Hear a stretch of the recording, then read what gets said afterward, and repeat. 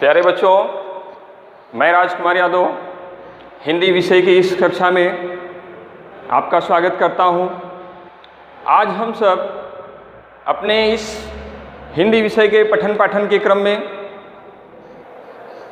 आपके पाठ्यक्रम में सम्मिलित कक्षा 10 की क्षितिज भाग 2 पद्य खंड में सम्मिलित तुलसीदास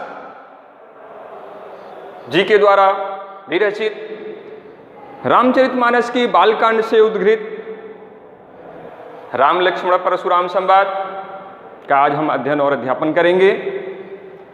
शीर्षक के अध्ययन और अध्यापन के पूर्व कवि, रचनाकार, रचयिता, उस रचयिता के, उस रचनाकार के, उस कवि के व्यक्तित्व, उनके कृतित्व, उनके साहित्यिक योगदान, उनके द्वारा समाज को दिए गए कुछ उपदेश और लोक मंगल की भावना के बारे में भी हम अध्ययन करेंगे।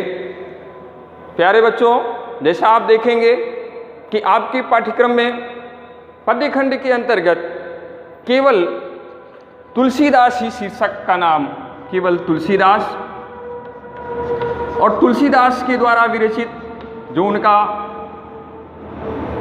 उनकी रचना जो सम्मिलित की गई है उसको नामोल्लेख किया गया है। लेकिन हमारा दायित्व होता है कि जो ऐसे संत, ऐसे समाज सुधारक, समाज को एक नई दिशा देने वाले ऐसे महापुरुषों के प्रति हम कृतज्ञता का भाव अर्पित करते हुए उनके नाम के पूर्व सम्मानजनक शब्द का प्रयोग अवश्य करें। तो तुलसीदास जी के नाम के पूर्व हम सबको गोस्वामी तुलसीदास, इस प्रकार से इनका नाम उच्चारण करना चाहिए। और गोस्वामी तुलसीदास, जैसा कि आप जानते होंगे कि गोस्वामी, गो मतलब होता है इंद्रियां, स्वामी मतलब होता है मालिक। जो अपनी इंद्रियों का मालिक हो, अपनी इंद्रियों का जो पूरी तरह से अपनी इंद्रियों पर जो वश में रखता हो, ऐसे को गोस्वामी कहते हैं। अर्थात गोस्वामी तुलसीदास, और तुलसीदास जी, तुलसी के बाद में जो दास शब्द लगा है, भक्तकालीन के जितने भी कवि हुए, भक्तिकाल के अंतर्गत आने वाले कवियों ने अपने आप को प्रभु का दास मान, अर्थात अपने आप को ये कहकर पुकारा कि मैं उसका दास हूँ। किसका? अपने अपने आराध्य के सब लोग, चाहे दास हुए, चाहे वो कबीर हुए, चाहे वो तुलसी हुए, कबीर दास, तुलसीदास, रहीम दास, धर्मदास, कुंभनदास, सूरदास, सुंदरदास जैसे कवि हुए जिन्होंने अपने नाम के पीछे दास लगाए। तो इस प्रकार से गोस्वामी तुलसीदास जी का जो जन्म है, जो उनका जन्म स्थान है, सब कुछ विवादित रहा है।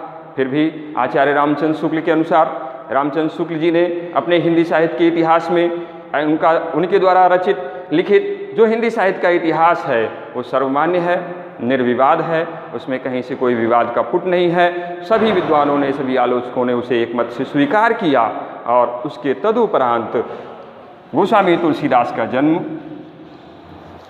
संवत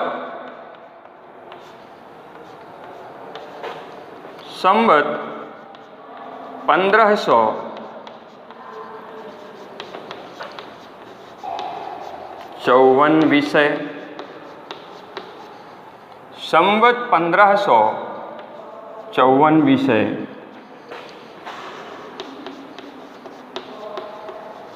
कालिंदी के तीर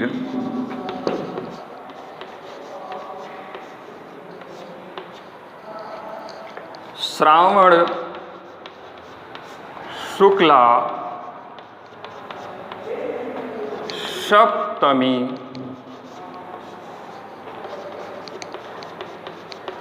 तुलसी धर्यो शरीर।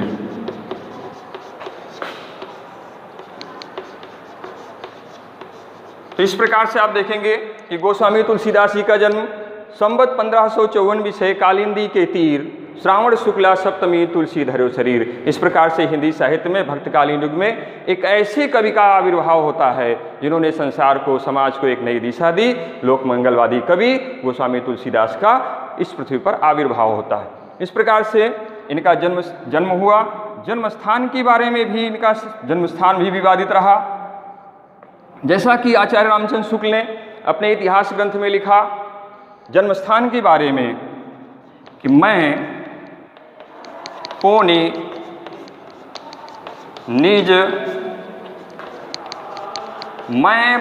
निज गुरु सन सुनी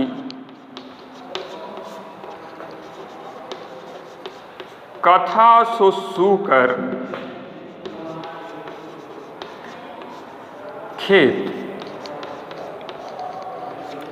मैं पुण्य निज गुरु सन सुनी कथा सुसूकर खेत। इन पंक्तियों के माध्यम से गोस्वामी तुलसीदास जी का जन्म स्थान, लोग ये जो अंत में जो लाइन लिखी कथा सुसूकर खेत, इस सूकर खेत के आधार पर लोग इनके जन्म स्थान को टटोलने के लिए, जन्म स्थान को खोजने के लिए तुरंत सूकर खेत का अर्थ लगाकर सोरो जैसे स्थान, और जो कि एटा जिले के अंतर्गत आता है, वहाँ पर पहुँच जाते हैं और एटा जिले का जो सूकर खेत है उसको गोस्वामी तुलसीदास जी का जन्म स्थान साबित करने का प्रयास करते हैं। लेकिन फिर भी गोस्वामी तुलसीदास जी का जन्म स्थान राजापुर, जो कि बांदा जिले के अंतर्गत आता है, वो सर्वविदित हो जाता है, सर्वमान्य होता है। इस प्रकार से गोस्वामी तुलसीदास जी का जन्म स्थान बांदा जिला, राजापुर का राजापुर, जो कि बांदा जिले के अंतर्गत आता है, सर्वमान्य और सर्वविदित है। इस प्रकार से उनका जन्म स्थान, उनके माता पिता के नाम के बारे में लोग कहते हैं कि उनके माता पिता का नाम, तो उनके माता पिता का नाम पिता आत्माराम द्विवेदी, पिता आत्माराम द्विवेदी हुलसी जिनकी माता थी, हुलसी जिनकी माता थी, राजापुर के कवि तुलसी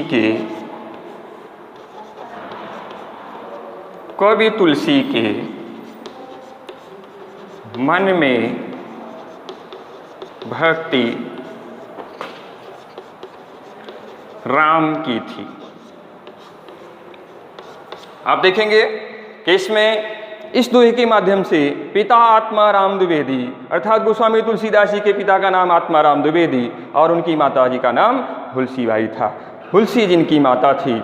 और इनका जन्म स्थान राजापुर के कवि तुलसी के, राजापुर जो कि बांदा जिले के अंतर्गत आता है, राजापुर के कवि ऐसे तुलसीदास जी के मन में भक्ति किसकी थी? राम भक्ति। अर्थात ये गोस्वामी तुलसीदास, पिताजी का नाम, माँ का नाम हुलसी, राजापुर बांदा जिले के अंतर्गत राजापुर गांव के रहने वाले, और सगुण भक्ति में रामाश्रयी शाखा के प्रतिनिधि कवि के रूप में हिंदी साहित्य में उभर कर सामने आते हैं। तो इस प्रकार से जन्म स्थान, माता पिता का नाम, ये कहा जाता है कि इनके बचपन का नाम, इनकी माता पिता ने जो इनका नाम दिया, इनके बचपन का नाम राम बोला रखा गया। और बचपन से ही एक अलौकिक, एक जिसको कहें कि विलक्षण रूप आकृति के कारण माता पिता के द्वारा परित्यक्त किए गए ऐसे गोस्वामी तुलसीदास जी का पालन पोषण मुनिया नाम की एक दासी के द्वारा होता है। माता पिता के द्वारा परित्यक्त राम बोला का बचपन मुनिया नाम की दासी की गोदी में, अर्थात मुनिया नाम की दासी ने का लालन पालन किया, पालन पोषण किया। पालन पोषण के उपरांत गोस्वामी तुलसीदास का आगे का जीवन, कहते हैं कि गुरु नरहरियानंद, जिनका दूसरा नाम नरहरिदास और उन्हीं का नरहरिदास या फिर नरहरियानंद, गुरु नरहरियानंद की शरण में जाकर बालक रामबोला को शिक्षा दीक्षा का कार्य गुरु नरहरियानंद के सानिध्य में प्राप्त होता है। तो इनके दीक्षा गुरु नरहरियानंद, लेकिन इनके गुरु नरहरियानंद ने फिर आगे चलकर शेष सनातन जी को इनके पालन पोषण के जिम्मे का भार सौंप देते हैं। ऐसे में कहा जाता है कि इनके शिक्षा गुरु हुए नरहरिदास, नरहरिदास इनके शिक्षा गुरु हुए और इनके दीक्षा गुरु हुए शेष सनातन जी। शेष सनातन जी इनके शिक्षा गुरु हुई। तो इस प्रकार से आप देखेंगे कि इनके गुरु का नाम मिला शिक्षा गुरु नरहर दास, शेष सनातन जी इनके दीक्षा गुरु, राम बोला इनका बचपन का नाम, मुनिया नाम की दासी के द्वारा इनका पालन पोषण होता है। इस प्रकार से आगे और देखते हैं कि गोस्वामी जी का बचपना, गोस्वामी जी के द्वारा जो उनकी रचनाएं, किस प्रकार से उन्होंने समाज को आगे ले जाने का काम किया अपनी रचनाओं के द्वारा, अपने उपदेशों के द्वारा। तो हम आप देखते हैं कि गोस्वामी तुलसीदास जी शेष सनातन जी के सानिध्य में रहते हुए शिक्षा दीक्षा का कार्य पूरा करते हैं और आगे का समय संवत 1631 संवत 1631 कथा करहु धरि हरिपद सीसा। इसका अर्थ होता है कि संवत 1631 संवत में, संवत 1631 में गोस्वामी तुलसीदास जी रामचरितमानस की रचना करते हैं। रामचरितमानस जैसे पावन ग्रंथ की रचना का समय संवत 1631 है। संवत 1631 में गोस्वामी तुलसीदास जी रामचरितमानस की रचना का कार्य आरंभ करते हैं और रामचरितमानस का कार्य 2 वर्ष 7 माह और 26 दिन 2 वर्ष 7 माह 26 दिन में रामचरितमानस की रचना होती। रामचरितमानस जैसा कि आप जानते होंगे, रामायण जो कि वाल्मीकि के द्वारा संस्कृत भाषा में लिखा गया, तो संस्कृत भाषा में लिखा गया, संस्कृत भाषा के क्लिष्टतम रूप को देखते हुए कि ये क्लिष्ट है, आसानी से इसका अर्थ निकालना लोगों के लिए मुश्किल हो जाएगा, तो लोग पुरुषोत्तम मर्यादा पुरुषोत्तम भगवान श्री राम की पावन कथा का पान कैसे कर पाएंगे। इस उद्देश्य से लोक मंगल की भावना को मन में लिए हुए गोस्वामी तुलसीदास ने लोक मंगल की भावना को चरितार्थ करते हुए रामचरितमानस की रचना करते हैं। और रामचरितमानस हिंदी भाषा की अवधी बोली के अंतर्गत वैश्वाड़ी अवधि में लिखा गया। पूर्वी हिंदी और हिंदी के अंतर्गत वैश्वाड़ी हिंदी में लिखा गया रामचरितमानस। रामचरितमानस में 7 कांडों की संख्या इसमें 7 कांडों का क्रम कुछ इस प्रकार से: बालकांड,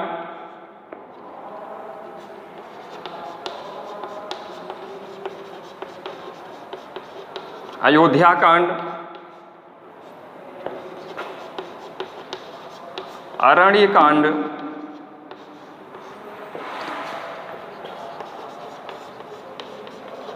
किष्किंधा कांड,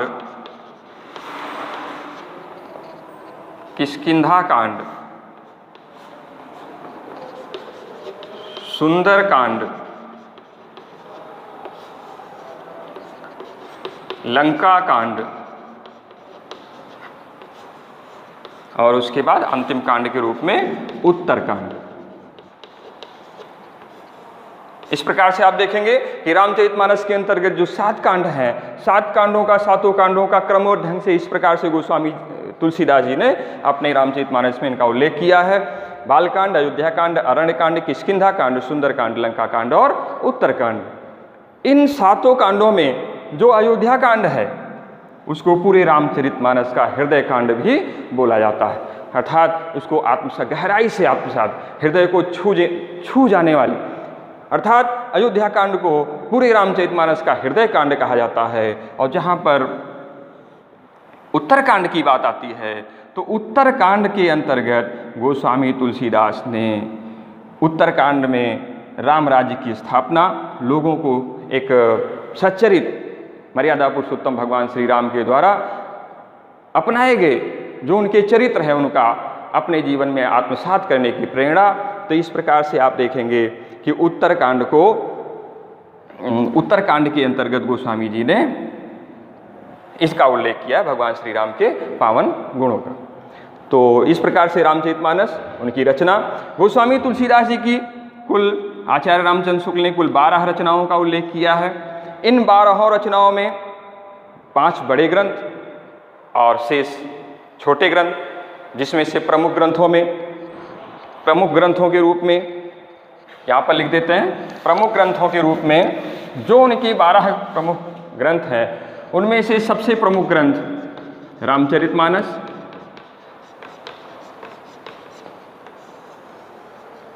दूसरा प्रमुख ग्रंथ कवितावली, विनय पत्रिका,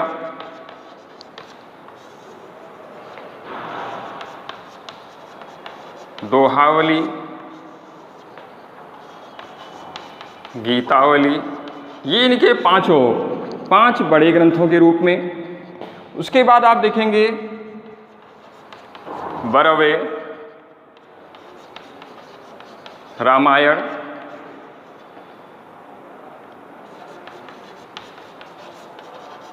पार्वती मंगल, जानकी मंगल,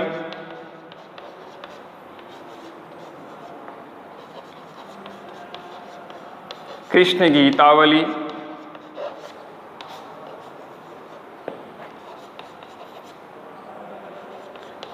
रामलला नहछु,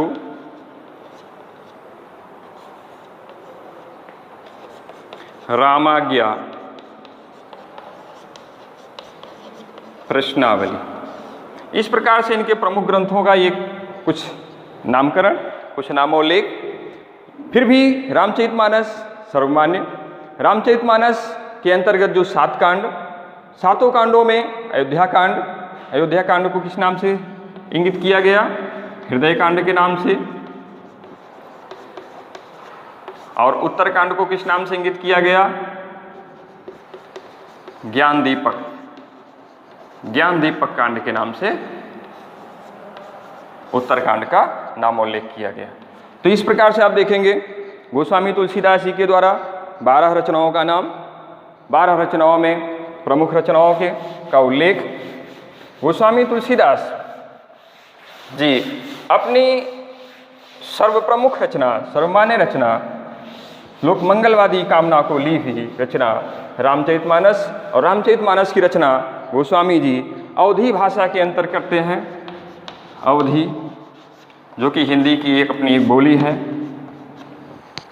अवधी में रचित रामचरितमानस के अंतर्गत आप देखेंगे दोहा, सोरठा और चौपाई, इन 3 काव्य छंदों का प्रयोग करते हुए रामचरितमानस की रचना गोस्वामी तुलसीदास जी करते हैं। दोहा छंद, बिल्कुल संक्षिप्त में दोहा छंद की परिभाषा आप जानते रहे। दोहा छंद अगर कोई पूछा दोहा छंद किसे कहते हैं, तो आप उसकी एक बिल्कुल छोटी परिभाषा, दोहा यह एक अर्धसममात्रिक, दोहा एक अर्धसममात्रिक छंद होता है।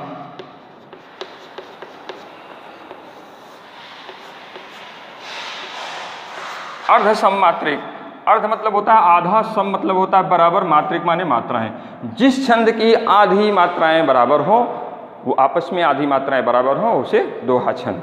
किसी भी छंद में 4 चरण होते हैं, जिसको कहा जाता है प्रथम चरण, आगे द्वितीय चरण, तृतीय चरण और चतुर्थ चरण। तो इस प्रकार से आप देखेंगे तो 4 चरण होते हैं। तो यहाँ पर खूबी क्या है दोहा की? यह एक अर्धसममात्रिक छंद होता है। इसके पहले चरण में 13, दूसरे में 11, तीसरे में 13 और चौथे में 11। अर्थात जिस छंद में 13-11, 13-11 ऐसा छंद आपको दिखे तो इसमें दोहा छंद इसको हम कहते हैं। वहीं दूसरा सोरठा छंद, यह एक अर्धसममात्रिक छंद होता है। दोहा छंद भी एक अर्धसममात्रिक छंद है। ये दोहे का उल्टा छंद होता है। जहाँ पर आपने देखा कि जहाँ पर दोहे में प्रथम चरण में 13 तो वहीं पर सोरठे में प्रथम चरण में 11, यहाँ द्वितीय में 13 तो यहाँ सोरठे में 13, तृतीय में 13 तो सोरठे में 11 और चतुर्थ में 11 तो सोरठे में 13। अर्थात जहाँ पर 11 13 11 13 11 13 ऐसा मेल आपको कहीं अगर दिखे तो वो फिर सोरठा छंद, 13 11 13 11 दोहा छंद, 11 13 11 13 सोरठा छंद। अब इस प्रकार से आप देखेंगे कि दोहा और सोरठा बचता है हमारा आपका चौपाई छंद। चौपाई छंद के अंतर्गत चौपाई की क्या, चौपाई शब्द से ही स्पष्ट है कि चौपाई, चौपाई जैसा कि आप जानते हैं समास के अंतर्गत चौपाई, चौपाया, चारपाई, तो इसका जिसमें 4 पाए हों, अर्थात चौपाई में आप 4 पंक्तियां देखेंगे, चारों पंक्तियों में यह एक सममात्रिक छंद है, यह एक सममात्रिक छंद होता है।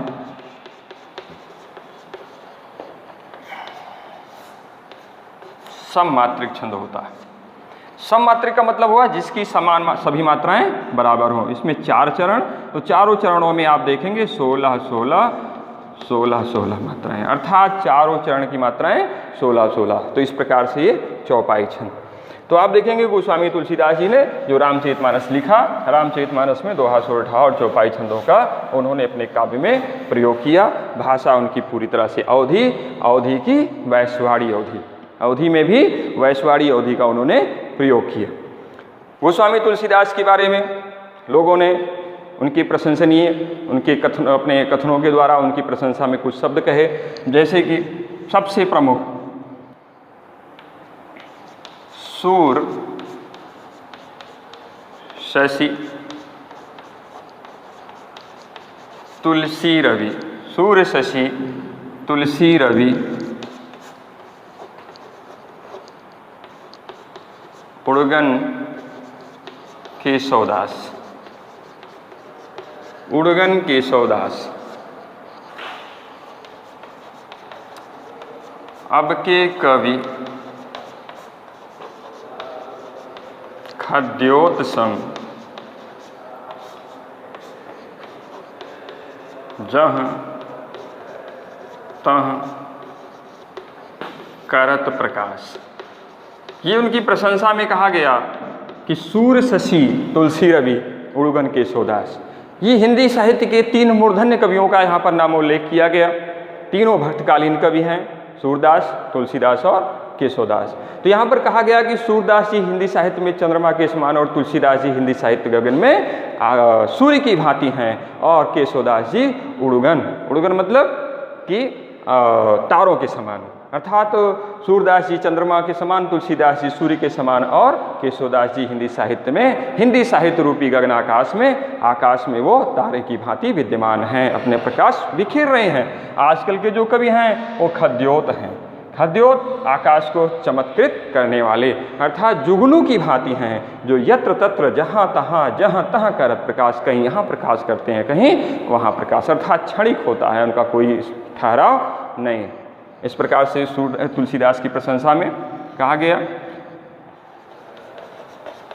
कविता करके, कविता करके तुलसी न लसे,